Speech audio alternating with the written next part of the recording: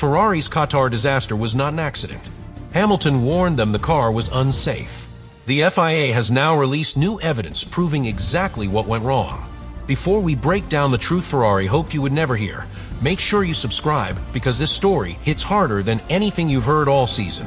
It started like any other Formula One weekend, but by Sunday evening in Qatar, it was clear that something had broken inside Ferrari. Not just a component, not just a setup. Something deeper. Something structural. The SF-25 was no longer a race car. It was a liability, and both Hamilton and Leclerc were forced to drive it with their backs against the wall. From the very first lap of the weekend, Hamilton's radio told a different story than the team was selling. He didn't speak of minor understeer or simple grip loss. He described the rear of the car as completely unstable. And it wasn't just a balance issue. He said it felt like the chassis was behaving differently at every corner entry. That's not a setup flaw, that's foundational instability, the kind that makes the car unpredictable in fast corners where confidence is everything. Leclerc echoed the same feeling, only louder. His radio messages were raw and immediate. Zero grip. Fucking zero grip, he yelled during one of the hardest stints of his season. For a driver who normally stays calm under pressure, this was a scream from someone who had reached their breaking point. Both Ferrari drivers weren't just frustrated. They were warning the team that the SF-25 was beyond redemption in its current form. And while many thought it was just emotional outbursts, the FIA has now confirmed those fears with cold, indisputable data. A post-race technical report revealed vertical load inconsistencies at the rear axle, meaning the suspension and floor of the car were no longer working together. That mechanical disconnect made the car unstable under high-speed downforce, especially in Losail's Sector 2 and Sector 3. Essentially, the car was fighting itself. For Hamilton, the breakdown in performance wasn't just physical, it was psychological. After qualifying, he said, "I'm absolutely useless." But that wasn't a moment of self-pity. It was a quiet admission that the car had broken his trust. When a driver no longer believes the car will respond the way it should, his entire racing instinct becomes compromised. That was the moment we knew. Hamilton was driving something he no longer believed in. Ferrari's reaction? Silence. No aggressive setup changes. No new parts. No public admission of a structural issue. Instead, the team retreated into the shadows, offering vague reassurances, while both drivers were forced to carry the weight of the failure on their own. When Hamilton finished 12th, he didn't sound angry. He sounded exhausted. "There's simply no speed," he said, not as a complaint, but as a fact. That brings us to the fallout. With the FIA's evidence now on the table, this is no longer a discussion about driver performance or race strategy. It's about accountability. The SF-25 was not fit to race in Qatar, and Ferrari knew it. They built a car that couldn't stay planted in the corners, that chewed through tires, that killed driver confidence, and they sent out anyway. That's the reality, and now, it's impossible to ignore. The FIA's post-race technical data left no room for interpretation. Ferrari's SF-25 wasn't just underperforming. It was operating outside acceptable mechanical tolerance. Rear instability, vertical oscillations, and irregular floor pressure readings painted the picture of a chassis that had lost structural coherence. That wasn't speculation.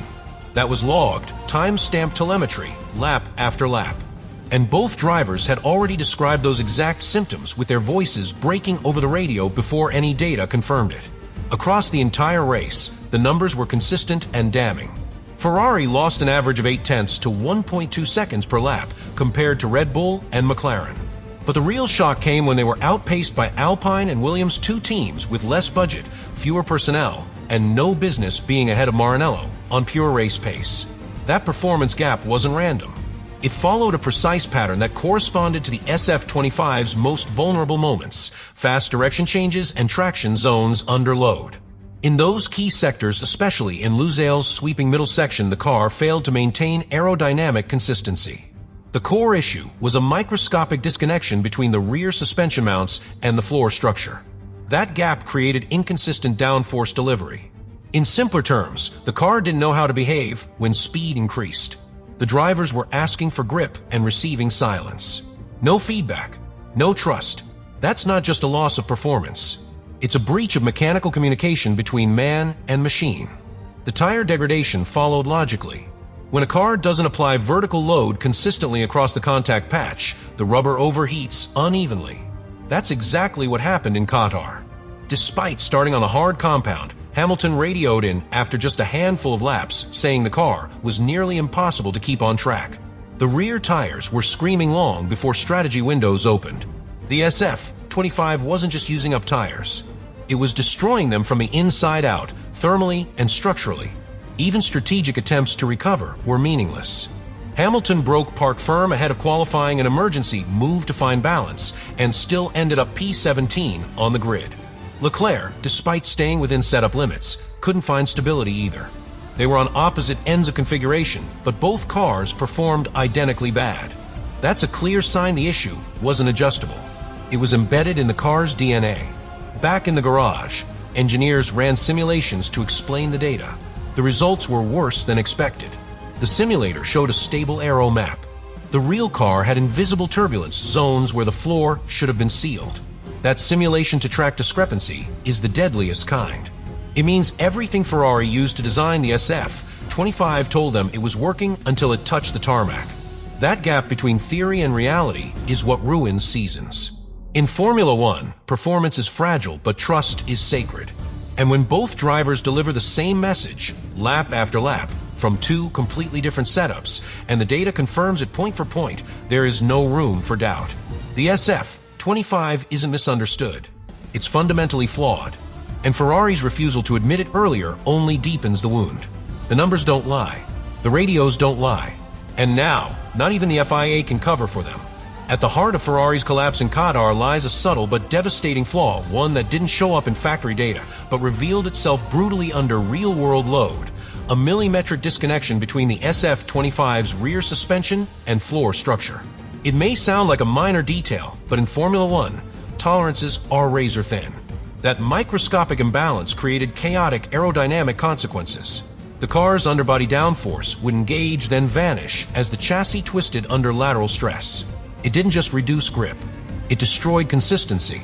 The problem was most visible in braking zones, especially into turn 10. What the drivers experienced wasn't traditional porpoising, where the floor oscillates rhythmically. Instead, it was a violent, irregular bounce triggered not by speed, but by chassis flex and instability.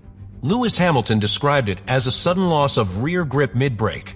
That meant he wasn't just fighting the car on throttle, he was fighting it before he even touched the apex. At over 200 kilometers per hour, that's a recipe for disaster. What makes this more damaging is that it was invisible to Ferrari's tools. The simulator didn't replicate the behavior. On paper, the SF-25 looked balanced. In the real world, the car reacted like it was being hit by crosswinds on corner entry, unpredictable, delayed, and impossible to correct once it started. Leclerc's feedback confirmed it too. He noted that at the same steering input, the car responded differently lap to lap. That's not inconsistency. That's loss of mechanical identity. Hamilton's decision to brake park firm wasn't a tactical risk, it was a desperate move. He knew something was fundamentally wrong. His setup change ahead of qualifying meant he'd start from the back, but the goal wasn't grid position. It was control. He was trying to rescue drivability. The fact that even after the change, the car remained almost undrivable proved that the issue ran deeper than configuration. The platform was broken, not the setup. The tire behavior revealed even more. With this kind of aerodynamic inconsistency, thermal load distribution on the tires becomes unpredictable. The rear tires overheated almost immediately, even with conservative inputs, because the floor was not applying pressure evenly. Every time Hamilton or Leclerc tried to push, the rear stepped out or slid uncontrollably. That kind of pattern is unsalvageable in a race. No strategy, no compound switch, no wing adjustment can fix that mid-race. It's a structural problem. Behind the scenes, engineers worked through the night trying to stabilize the aero map. But the core issue, the interaction between mechanical flex and aero load, couldn't be corrected without redesign. And Ferrari knew it. That's why they brought no upgrades to Qatar. They had already frozen development in April. Internally, the team had written off 2025. What played out on Sunday was not a surprise. It was an inevitable result of a car they had quietly stopped believing in. The tragedy is that the drivers were still giving everything. Leclerc shouted, Hamilton stayed composed, but both were operating on instinct rather than science. When Lewis said, "I don't know how we made it worse," it was more than a complaint. It was a confession that the car was actively fighting his input. In modern F1, when your car no longer responds to feedback and your tools don't detect the cause, the driver becomes a passenger. That's what Qatar revealed. Two elite drivers trapped in a concept that couldn't be saved.